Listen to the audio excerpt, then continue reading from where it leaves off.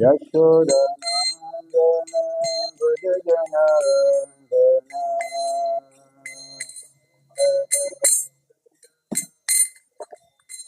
Yamunatira Vanutari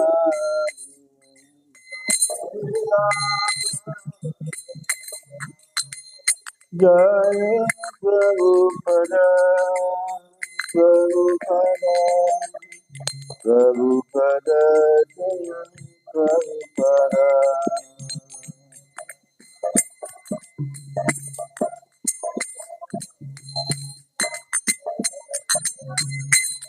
Jaya Jaya Prabhupada Prabhupada Prabhupada Jaya Prabhupada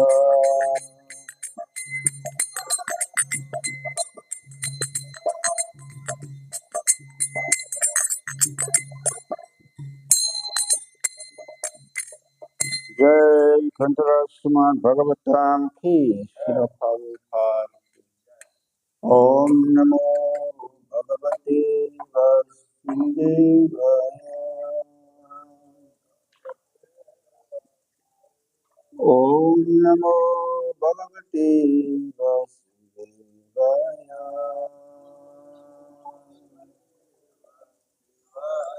Om Namo Bhagavate Vasudevaya.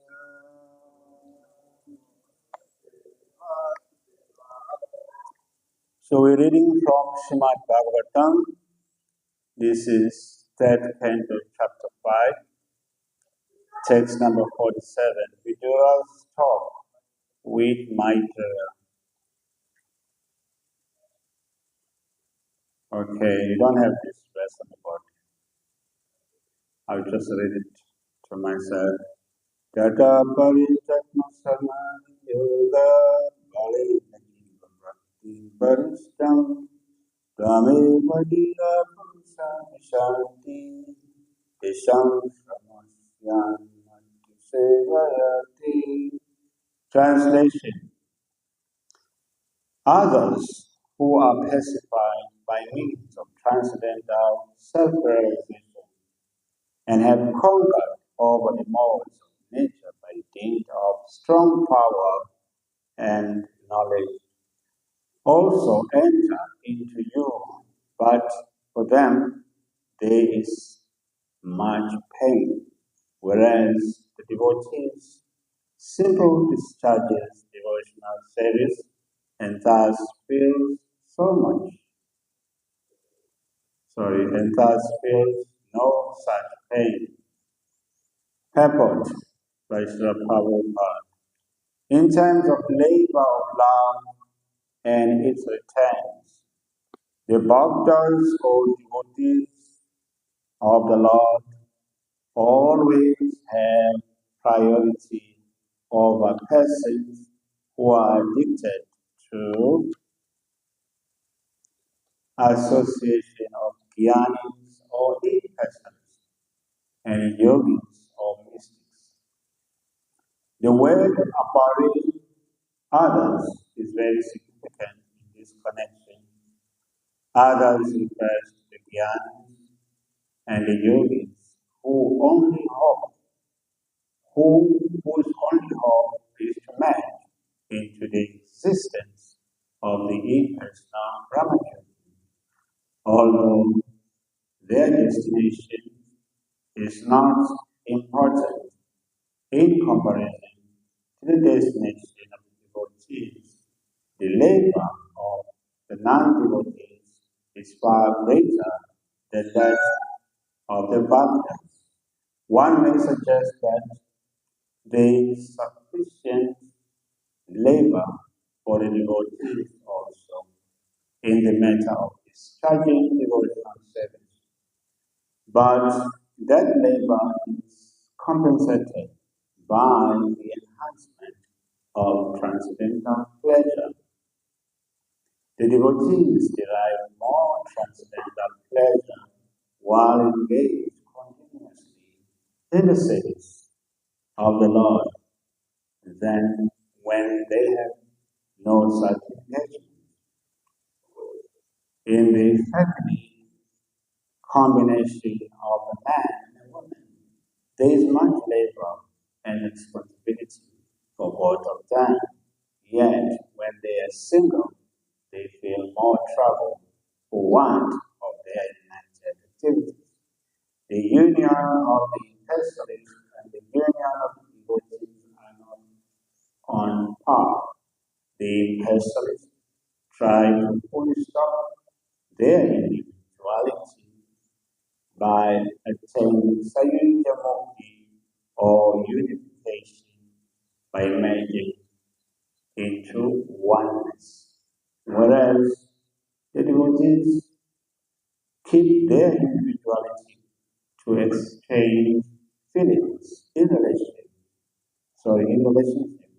with the Supreme Individual God. Such reciprocation of feelings takes place in the transcendental Vaikuntha planet, and therefore the liberation sought by the impersonalist is already achieved in devotional service. The devotees attain mukti automatically while continuing the transcendental pleasure of maintaining individuality. As explained in the previous verse, the destination of devotees is Vaikuntha or Apunda Dishya, the place where anxieties are completely eradicated. One should not mistake the destination of the devotees and that of the impersonalist to be one and the same. The destinations are distinctly different, and the transcendental pleasure derived by the devotee is also distinct from pure mudra or spiritual feeling alone. Om Magyantirandasya Gyanantimusalakaya Chakshurumidyan Dena Dasmai Shri Gurave Namah. Jai Shri Krishna Chaitanya Prabhu Nityananda Shri Advaita Gadadhara Srivasadi Gaura Bhaktavinda Hare Krishna Krishna Krishna Hare Hare Hare Rama Hare Rama Rama Rama Hare Hare. So this is a very technical, intricate discussion here, and this verse is kind of like explaining the difference between those who follow impersonalism and the Bhakta, which was also the discussion between Lord Krishna and Arjuna in the 12th chapter of Bhagavad Gita, where Arjuna is asking, who are better, those who approach through the impersonal path or the devotees? So it's a similar statement here. So in that way, this chapter is giving us an idea of the superiority of Bhakti Yoga over other means for attaining the Lord. So in 12th chapter of Bhagavad Gita, Arjuna is asking, which are considered to be more perfect, those who are always properly engaged in devotional service, and those who worship the impersonal Brahman, the unmanifested. Then text number 12, Lord Krishna replies, the Supreme Personality of Godhead says, those who fix their mind on my personal form are always engaged in worshiping me with praise and are considered by me the most perfect. Text number 3 and 4. But those who fully worship the unmanifested, that which lies beyond the perception of the senses, the all-pervading, inconceivable, unchanging, fixed, and immovable, the impersonal conception of the absolute truth, by controlling various senses and being equally disposed to everyone, such persons engaged in the welfare of all at last achieve. So you have to pray for those who are charged to the unmanifested, impersonal feature of the supreme advancement is very troublesome. To make progress in that discipline is always difficult for those who are embodied. So that's the answer that Krishna is giving here. So generally there are four philosophies which are adopted by different spiritualists. One is impersonalism. So those who are impersonalists, their goal is to match with the supreme in a form of Brahman. And then another type of philosophy that is commonplace is monistic philosophers, commonplace also, especially traditions like Buddhism, they are more monistic. They believe in attaining nirvana, the state of non-existence. And then number 3, you get yoga, Ashtanga yoga, the mystic yoga of Patanjali. So in that part, by following disciplines, it is believed that a person comes to the platform of self-realization. And then after self-realization, you can realize God. And then there is personalism. In personalism, those who are following, who are personalistic people believe that there is a God. The God has his abode, he has a kingdom, just like we have kingdoms on earth. And then upon leaving this body, the goal for them is to attain that kingdom of God and be with him in his association and render service. In other words, God is like a king whom we should all serve or be subservient to him. So these are different conceptions. So now when we look at us, we are persons. We have personalities. Why? Because our fathers and mothers were persons. And their fathers and mothers were persons. You can go back to history in your genealogical table, and then you found that all the people in your family, they were persons.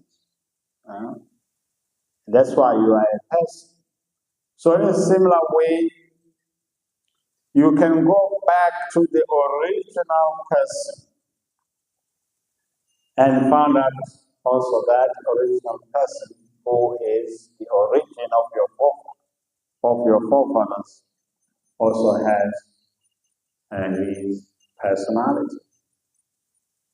In that personality, in his personality also he has activities. He must have feelings. He has exchanges with other personalities. So this is the understanding. Whereas if you say the original person is impersonal, and that means energy. That's Brahman. Yeah, that's Brahman. Brahmiti, Paramamiti, Bhagavan, Iti, Sakyati. Bhagavatam explains that there are three aspects of God. Brahman refers to the energy of God. That energy is responsible for creativity. It is responsible for creation. And then Paramatma refers to the super soul, the indwelling super soul within all beings. That super soul is responsible for sustenance and maintenance of the creation. So God expands also in another feature called Paramatma, orders the soul to be present in His creation. And then the last aspect of Bhagavan refers to the complete form or aspect of God. That Bhagavan is a supreme person of Purushottama. So this is the complete understanding of the absolute truth. So those who are impersonalists, who approaches the Lord in an impersonal feature, they take time to connect with Him. So in this verse, it says, original person. It's like a prayer. Oh, original person, we are therefore but yours only. Although we are your creatures, we are born one after another under the influence of the three modes of material nature. And for this reason, we are separated in action. Therefore, after the creation, we could not act correctly for your transcendental nature. So the three modes of material nature refers to the qualities which we acquire from nature. Depending on our situation and the qualities that we have acquired from material nature, we will act accordingly. So here in this verse, it says that because of this diverse activity, there cannot be any harmony in material world. The best policy, therefore, is to act for the sake of the Lord. That will bring the desired harmony. So this is the purpose of our partnership. Yeah. So because of the three modes or the qualities that we acquire in this creation, we act differently. That is why there is no harmony in this world. It's because of the qualities of maturity. So some qualities induces us to quarrel, and we create wars, and that's the situation in the material world. Just like this reminds me the statement of the Pope in 1949 in reference to the oppressive regime of the Soviet Union, which was communistic. In the name of communism, they take all property. Everything belongs to the government and we will take care of it. But actually, they don't take care of anybody. They take care of themselves. And people became extremely poverty stricken extremely restricted. You see it nowadays, the countries like North Korea, people don't travel. They are like prisoners. Hmm? We will find a North Korean in Mombasa, isn't it? Chilling out at the beach. No, that's not allowed in North Korea. Going to Mombasa? No. People are restricted. Hmm. They are kept indoors like domesticated animals. So this is so-called communism. So the Pope in 1949, he made a statement that he was planning on dismantling this system, which is extremely oppressive. So then the KGB, who were the spies of the then leader of the communistic world, Stalin, they told him that the Pope made a statement that he wanted to dismantle our system. And then the Pope asked, how many divisions of armies does he have? How many tanks and missiles does the Pope have? And then the spies said the Pope does not have any of this. And he said then, whatever he's thinking will never work, never will he does. But in 1989, the world witnessed the collapse of the Soviet Union and the fall of the Berlin Wall. So in that way, we don't know what happened, how communism fell, but it was the desire of the Pope. Why? Because he saw this as a very abusive system. Why is that? Because people, when they turn away from God, they become more and more cruel. They become more and more harmful to others. So as a result of that, people are put under extreme conditions. So here we are given the example of personalism and impersonalism. So personalism means that I'm a person, this other person is a person. Because God is a person who is our origin. Whereas impersonalism, it removes the, the sense of kindness and personal care. It promotes the idea of being an island to yourself. So we see that in the material world, because people are very personalistic and they want to have relationships that are impersonalistic. It's just like you will see also that most of the things that are advertised are more about you doing this, you buying this, you enjoying this, you. That's impersonalism in commercial terms. So in that way, this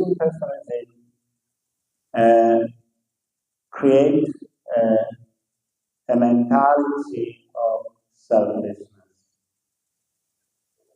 Yeah, so these different philosophies that are prominent in the world. So as a result of that, we have a society that is very, very personalistic. Whereas in our nature, we are supposed to be personalistic. So to become personalistic, we have to develop the understanding that just as I'm a person, another person is a person. So if I'm a person, another person is a person, and they have a right to happiness, they have a right to safety, just as I do. So that is personalism. Whereas impersonalism remove that sense of feeling. It removes us from our original and perceptions and original and understanding of life.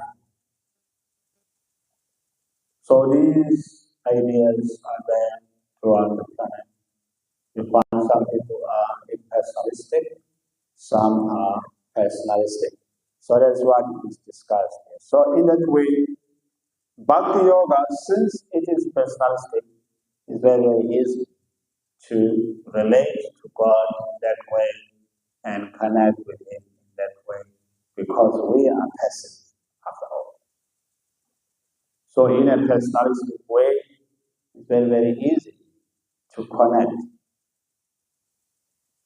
But in an impersonalistic approach, it is very, very, very difficult. It's very, very, very difficult. Impersonalism is a part that is very difficult for the embodied soul or conditioned soul. That's what Lord Krishna says in the Bhagavad Gita. Why is it so difficult? Because if you follow impersonalism or believe in this part of impersonalism, you are like a person. You become like a person who live in an island in the middle of the ocean. When you are in the middle of the ocean, living in a small island, there will be no fresh water. The first thing. You may survive in some coconuts if they happen to grow there. But that one is sufficient. You may survive in some time. Because you are outside of your natural situation. So as a result of that, impersonalists, even though they may attain Brahmacharya or impersonal aspect of the Lord, but because there is no relationship there and there are no activities, they again become bored. They suffer boredom, and then they come back to the miserable after many, many years. So that is the result of impersonalism. That there is no relationship. We are just like on the island by yourself. You talk to yourself, you sing to yourself. Yes, in the beginning it may feel good, but after some time you get tired. But they think they are themselves, they are not there. Yes, so this is illusion. Yeah, the greatest of them. Actually, they are thinking, yes, they are not there, but they are there. Yes. So in that way, it's very, very difficult. It's just like there was one, my body, a person who follows impersonalism. That Kumbh Mela was very cold. He thought, let me go to the Hare Krishnas and get a blanket. So one devotee told, okay, you want a blanket? Yes. And then he took small fibers from the blanket. He said, here's a blanket for you. He said, no, I want to leave blanket. You always say one. This fiber is one with the blanket. You can warm yourself with it. So that this oneness is just a fallacy, like a house up in the sky. Sometimes clouds will form a picture that looks like some house floating up in the sky, but there is no house in the sky. It's just that our perception tinted with the reflections of the cloud. So that way, personalism does not really work in the end. Yeah. It's just a fantasy. So, devotional service is a natural connection with the Supreme, Purushottama, greatest person of Bhagavan. So, this is the understanding. You can study any philosophy or any religious concept, and then it all comes to this point, and that Bhagavan, the Supreme Personality of Godhead, is the goal, not all other aspects of the personality of God. So in that way, bhakti or devotional service is the part that is fulfilling in the highest sense. We may not experience that in the beginning, but in the end, we will experience the highest pleasure, which is in relation with the personality of God or with God in his personal aspect, personal form. Because we are persons, so we are hankering for personal relationships. So that's what is Bhagavatam is teaching. It's teaching about bhakti, how bhakti is personal, because we are persons. We are hankering for personal relationship with the Supreme Personality of God. So thank you very much. We'll stop here and see if you have questions.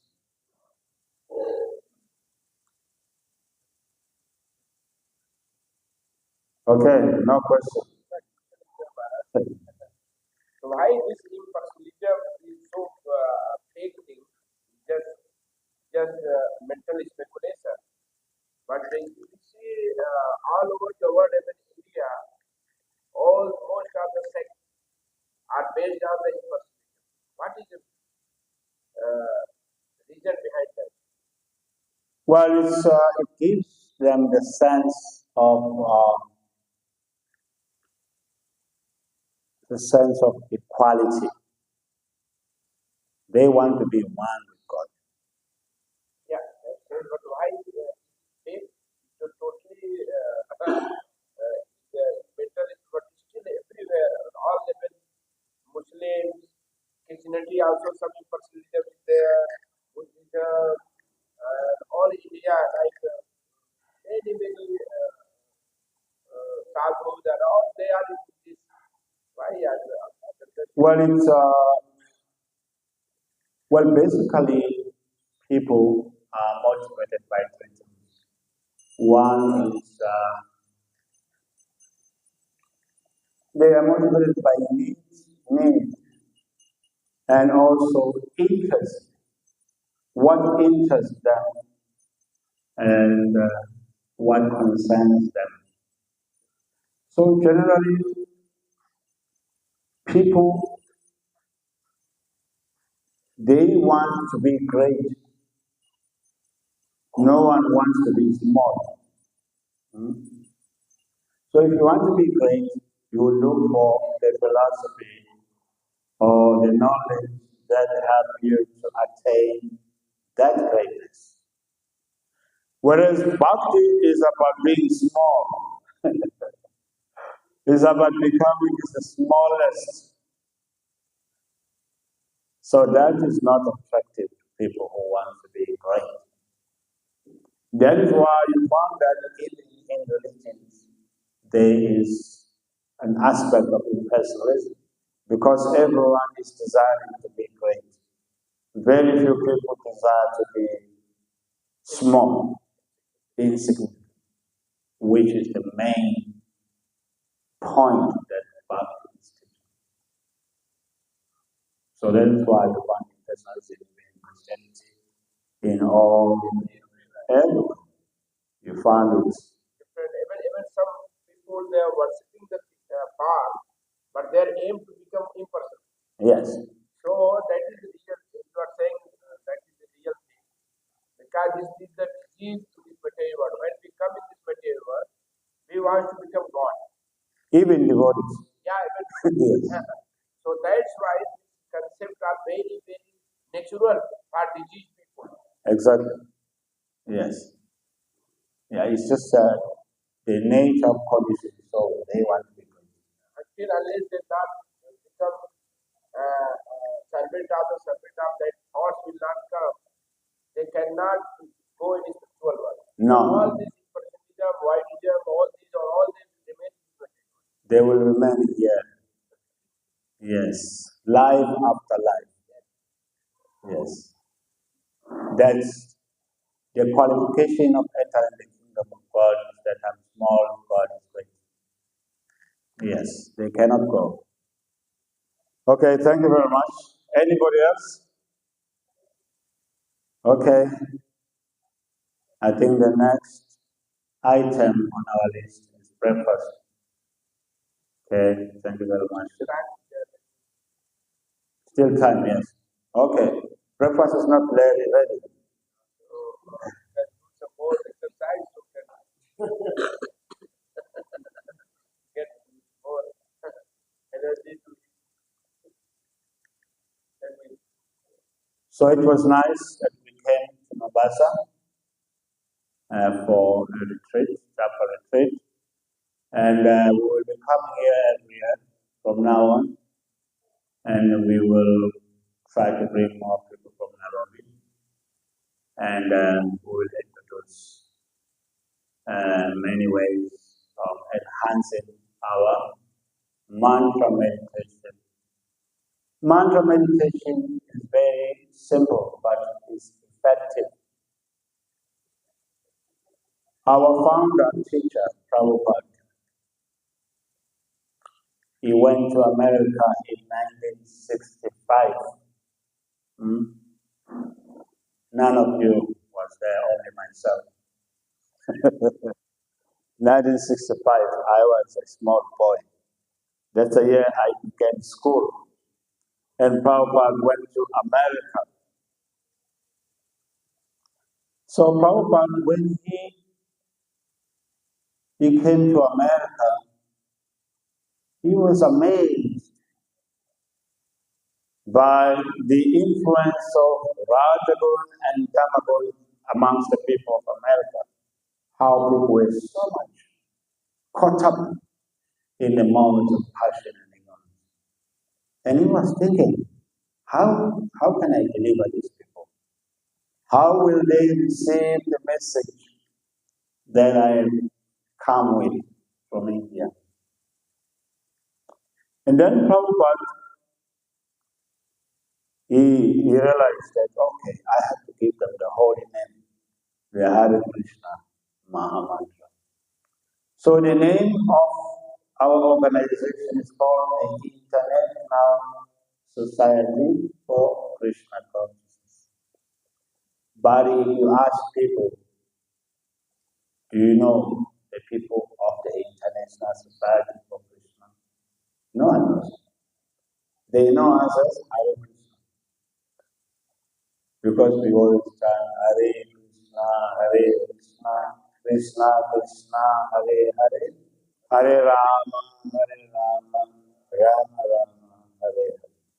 So Prabhupada, he thought, these people may not understand the philosophy of the Bhagavatam that I brought with me. Let me give them the holy name. There is a place called Thompson Square Park. There is a park in America called Thompson Square. Prabhupada first began to chant at that park. So the young people, they thought, oh, something new. There's a Swami who is singing. Let's go and join him. And then they joined Prabhupada, and then Prabhupada sang with them, those young hippies in America. That is how this movement started. By one old Swami chanting the holy name in the park. He didn't have a place like we have a nice place we can chant very nicely. No, he didn't have a place like this. Then he chanted, and those American youth, they chanted with him. And then the rest, as they say, became the history. Even before he went to America, he was trying to raise funds to get a ticket on a ship, but no one gave him any money. So one day, the Swami met one very powerful lady called Srimati Sumati Murariji. She was the owner of a steamship company. So when Prabhupada told her, I want to go and preach in America, she said, you're too old, Swamiji. You will die immediately when you go to America. It's so cold. And Prabhupada was thinking, what is this talking about? We are not qualified to go to USA. You just simply die. And then Prabhupada was thinking, how can I convince this lady to give me a ticket, a passage to USA? So one day Prabhupada came to her office and told the secretary, you tell your madam that if you allow me to go to America, her name will be written in the scriptures in the future. So the secretary went and said, Madam, the Swami that came the other day, he came again. He came again, yes. But he came with good news. What is good news? He said, I should tell you that if you allow him to go on your ship to America, in the future, your name will be in the scriptures. So the madam got excited. Really? Okay, let me see this one. Yes, he became very happy. That's how Prabhupada got a passage to America. She immediately arranged, okay, you can go on in Jaladita. Yes. So then the rest was history. So because Prabhupada had faith in the Holy Name, even though he was told he would not survive in America, but because he had the faith in the Holy Name, that's what kept Prabhupada alive in the USA, without money, without friends, without anybody. So in that way, just by chanting the Holy Name, Srila Prabhupada created this international society for Krishna consciousness. So that is a proof that this Maha Mantra works. And I've been chanting now for 40 years, for almost 40 years. Yes, I started chanting when I was in my mid-20s, now I'm 66 years old. So that's a long time. That proves that it works, you can see. You can see with me, it's working. So it will work on you. Yes, it's a medicine that works. You just have to be patient. Take it spoon by spoon, and then you feel all your energies. And in the end, you will be floating in transcendental bliss. So this Hare Krishna Maha Mantra is not something that we are just manufacturing for you. Sometimes people package things. No, it's an open secret. You can go to Russia, you can go to, like you say, I was in Italy. From Italy, I was in Switzerland, Zurich. They are chanting Hare Krishna there. I went to Germany. They are chanting Hare Krishna there. From there, I went to Brazil, Sao Paulo, Rio de Janeiro. They are chanting Hare Krishna. So it works. Whether you're in South America, you're in Africa, Asia, Hare Krishna, all the way it works. Yes, it works. It's not like something theoretical. So in that way, it worked in America, it worked in India, it worked in Russia, it's also working in Africa. Like I went to Nigeria. We had some years ago, we had devotees came from Togo, Benin, Ivory Coast, Cameroon, Ghana. There were many thousands of devotees in Nigeria, all Africans, 100%, young, old. I was thinking, this is amazing. I saw even a chief wearing his royal dress with japa. I asked him, who made you a devotee? Bhakti Tita Maharaj is my guru. I think it's worse. Even a chief will become a bhakta. The king, actually, not a chief, a king. Actually, the white people, they call chiefs. Yes, a king, even kings in West Africa, they are chanting.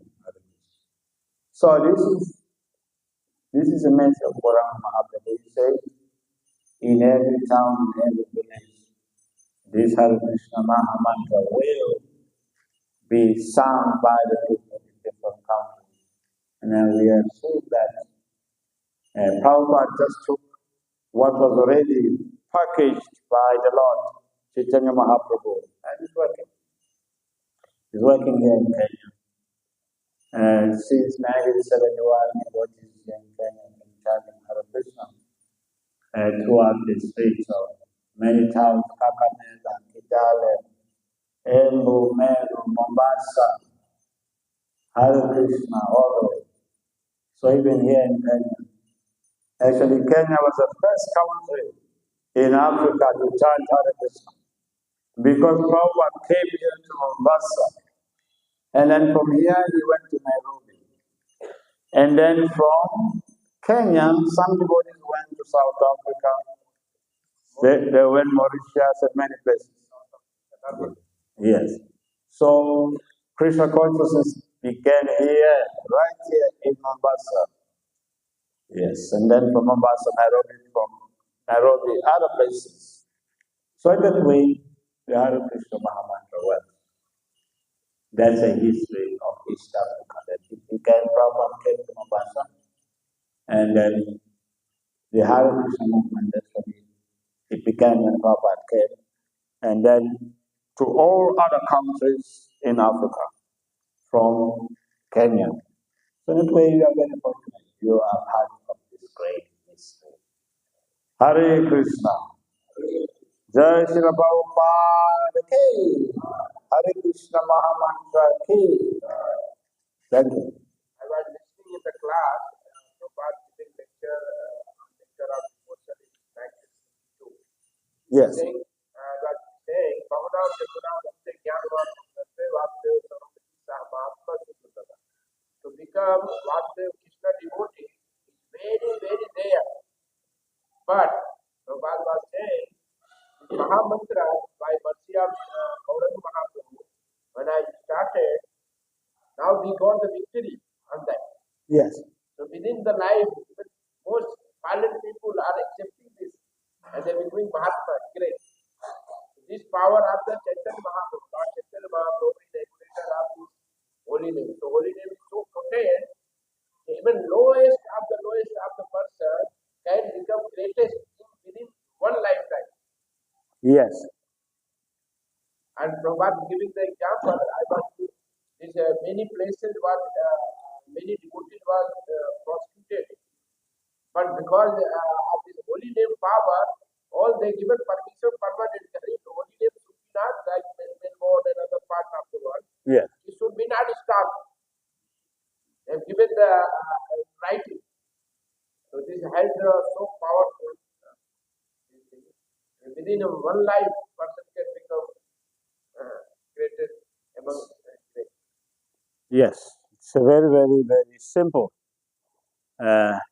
way of attaining greatness, liberation.